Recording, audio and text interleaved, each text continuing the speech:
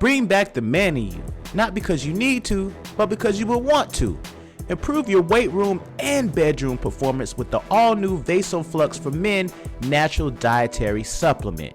This unique blend of barks, roots, herbs, and vitamins is nature's way of keeping you in the game. And all for under $10. You can order yours today. Visit Youth Fountain Laboratory at youthfountainlab.com or call 1-800-853-7856 today. I've been to the dentist since the vaccine has been available. As a matter of fact, as recently as last week. And, you know, me being so skeptical, found out my mother and her sisters had been in line to try to obtain the vaccine as soon as it became available, and they were unsuccessful. And I was getting on her case, and I was so glad they was unsuccessful. And I was trying to tell her, we don't want to be the first one to do none of that. You dig it, lies. And then my doctor, who happens to be a white man, when I went, when was my appointment? It was less than a week ago. So when I sat down, as we began to speak about somehow the vaccine, he asked me based on my job. He's aware of my job. He's like, that's how it started. He was like, have they made the vaccine available to you guys at work? And they haven't, and I let them know. But the conversation of trying to get us expedited to another tier is floating around and all that. And then he quickly responded like, well, we've all had it here. And he said it with so much confidence.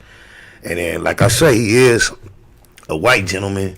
So, the DNA structure and everything of the implications that we're saying may be behind it still may be in place. And all his confidence for him and those that took it there. And I'm not in any way suggesting he's part of any grand scheme of plan, because I know him as a human being. I truly believe that he has the well-being of humanity in general. As a doctor, that's what's first and foremost with him. But it's just so much information to process. As soon as I saw how comfortable and confident he was about the fact that I had it, and he was like speaking on how the current dosage made him, I believe, 50% supposedly immune. And then when he had to return, I believe on the 28th to get the second one, it would up it to like a 95 percentile or something of that nature. So I remember with all his confidence how he just said that, and then he also went on to describe what he thought the benefits of getting the shingles vaccine was, and said he had gotten that, and asked me had I gotten it, and he explained a little more in detail. I've heard of it in commercials, but he just explained to me what it really was, and he was like, he advised it out of nowhere that would be another vaccine that would be wise to get. And I haven't returned to my mother with any extra conversation after that, but I do want to admit, and I don't know if it's just something that naturally plays on our psyche, as he began to describe his position on the vaccine, I kind of relaxed a little bit, and I don't know, that could be to my detriment. We always have to stay sharp and diligent on what we take in as information, how we process it, and then whether you're taking it or not.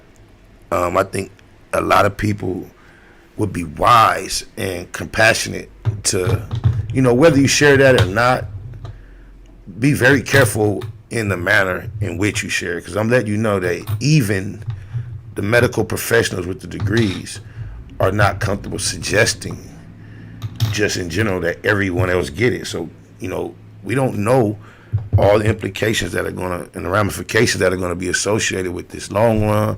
You don't know what type of conditions any human being may be experiencing that might affect them different in regards to how your body reacts and responds. So anything along the lines of promoting getting it or anyone else getting it might be wise to stay away from, but just to share your experience, I think can be helpful, just so people can have a balance of, the possible outcomes and all that there to even think about, because it's such a confusing thing to have to approach, especially as a parent,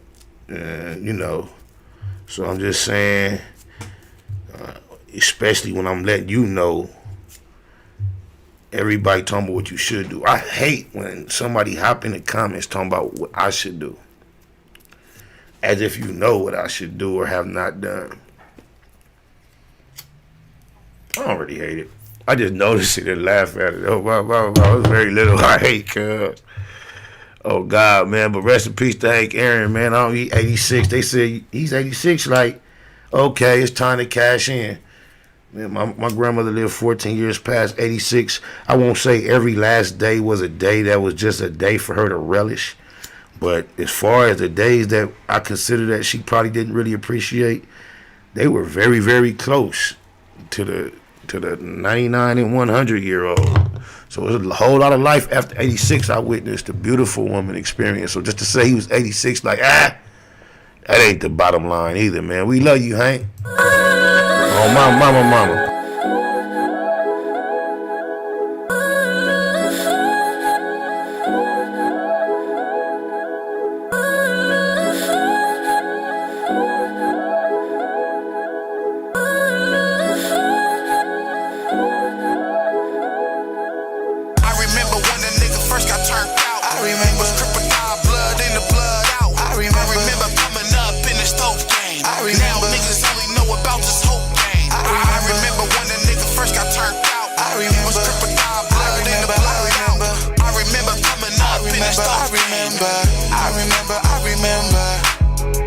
On the turf, Lil Box and Lil Merc. Not a gang of birds, but the third served the Lil work. That's hard, remember? I didn't know how to do that. I know how to do it. He talking about so be honest. Check this out, homie. You ain't gotta never address me with that first prefix to the statement. That's all I'm gonna do is keep it at Google. Oh, mama, which is the essence of being honest. So if my dentist was black, I perhaps definitely would have felt even more confident and comfortable. I have for years had a black dentist. The only reason currently my dentist changed from from black to white is just because of a traveling distance. Shout out Dr. Downs and Dr. Cohen. Dr. Downs being my dentist for the last decade plus, and Dr. Cohen being my new dentist in more recent times. It's just because of they're on two different ends of towns, and one makes more sense for me to have relocated. And Dr. Cohen came highly referred by a partner of mine, AK, and so there you have it. But yeah, Dr. Downs was black, and I appreciated that. He had a highly saturated black office, although it was diverse. But the same way we represent a minority in other arenas like this, like in Dr. Cohen's office, I've yet to see a black employee. And he has multiple employees, multiracial, I believe, but no blacks I have yet to see. And Dr. Downs had the majority blacks, and then he had a few of everything else. He had an Asian representation, Latino, white from time to time. I loved the way I was able to experience it. It was kind of like the Cosby Show, it was us on an upper echelon level of excellence.